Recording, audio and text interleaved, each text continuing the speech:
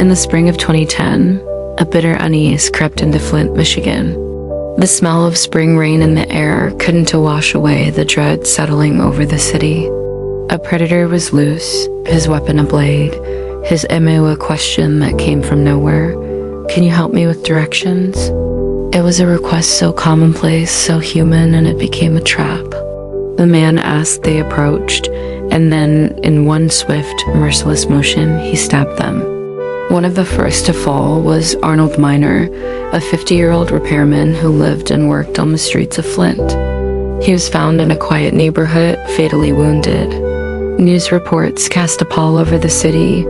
Miner dead, a life taken without explanation. Then came others, Frank Kellybrew, discovered behind a loaded dumpster, stabbed deeply. Emmanuel Muhammad, Darwin Marshall, and several others survived their attacks but carried scars, physical and emotional, that would shape the rest of their lives. When a cluster of stabbing attacks emerged across Michigan, Ohio, and Virginia, law enforcement agencies, FBI, Michigan State, and local detectives banded together. They could not ignore the pattern. A tall, clean-shaven man, often driving a green and gold SUV, targeting small-framed black men walking alone after dark. That specificity became both horror and clue. City streets, highway shoulders, neighborhoods, they all became potential hunting grounds for a predator hiding in plain sight. Locals noticed a shift. Pockets of fear formed around dark corners of the city. Friends insisted on walking together.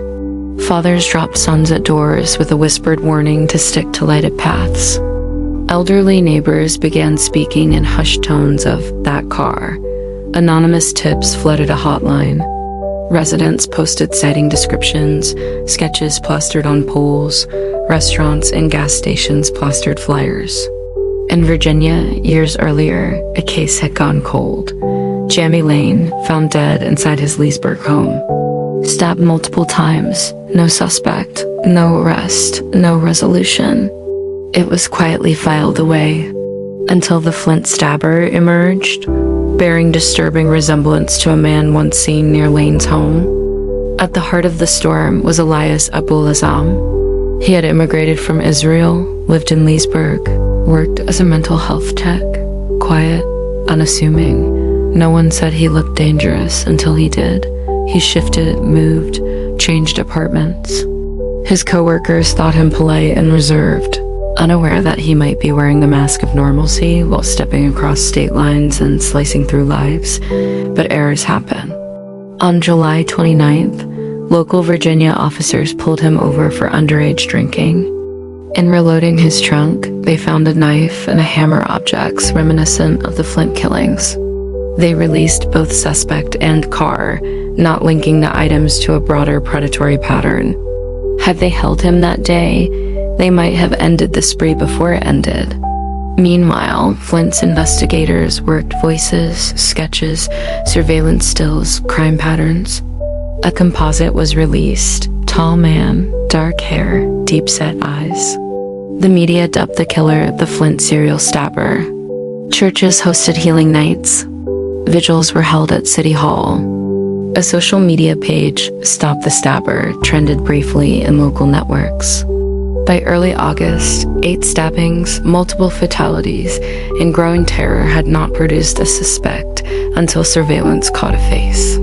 Abuelazam was at Hartsfield-Jackson Atlanta International Airport, bag strapped, plane boarding pass in hand, headed to Israel. He matched the physical description sent across state lines. Agents arrested him calmly. A single officer led him to cuffs. In his bag, a shoelace containing Miner's blood became the forensic pivot one that replaced fear with specificity. The authorities gathered. Lab tests returned. DNA from Miner matched his clothes, his shoes, the inside of his vehicle. That genetic fingerprint cracked the core of the case.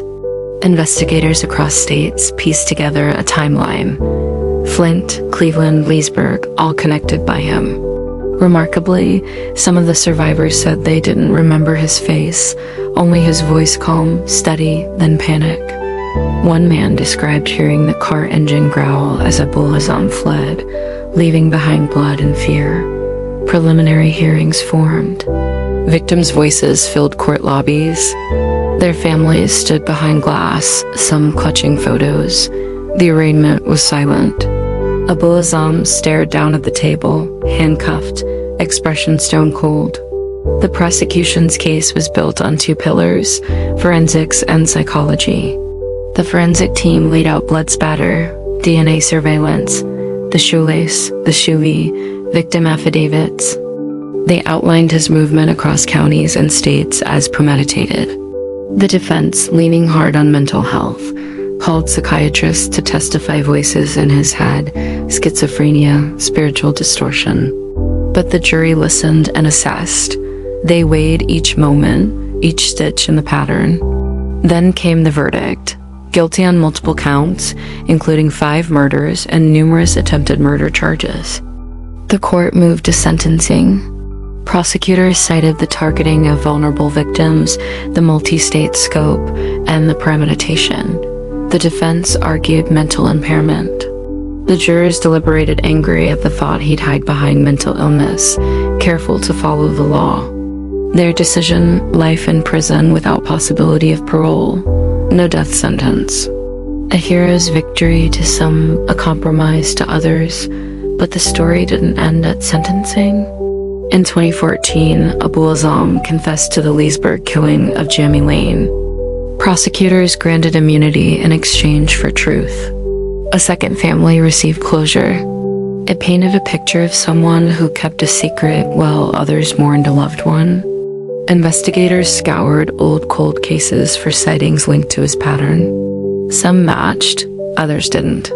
In hearings, survivors described how life never normalized. Night shifts at gas stations never regained peace. Savings meant to go to college went to therapy, and every alert friend remained alert. One survivor said the word help once felt safe. He now hears it as the gateway to violence. Abuelazam remains incarcerated in a Michigan maximum security prison.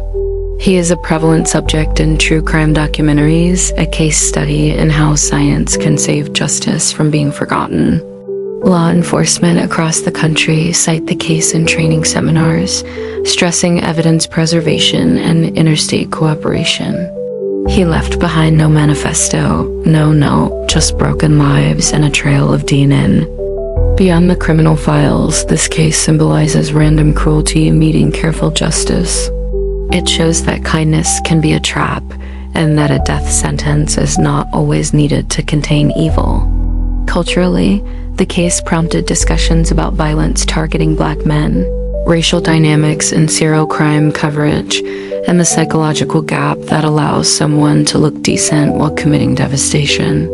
On social media, a survivor named Tamir wrote, "I walk again at night, but I don't look at strangers like before." A pastor who prayed at a vigil for Kelly Bruce said, "We chanted hope into the dark night. We weren't chanting into emptiness." More than a decade later, the case still ripples. A photo of a green SUV on a mug posted in neighborhood.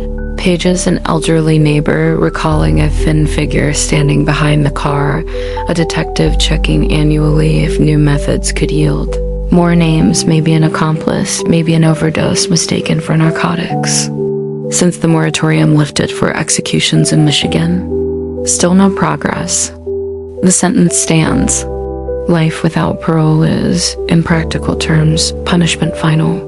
Yet the decision not to impose death may shape how the case is taught in law schools, balancing scientific certainty and human fallibility. Taken in full, it is a criminal tapestry woven across states, decades, and disciplines. It is the story of how a killer was caught, but also how a community held its breath, kept articles of clothing safe for years, demanded DNA be run when no one was looking, and refused to let normal life swallow the truth. That is why cold cases are worth every effort.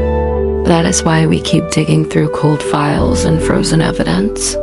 Because answers are out there waiting to be found, and sometimes they come after 17 years in an airport terminal, in a shoelace, and a question that turned murderous.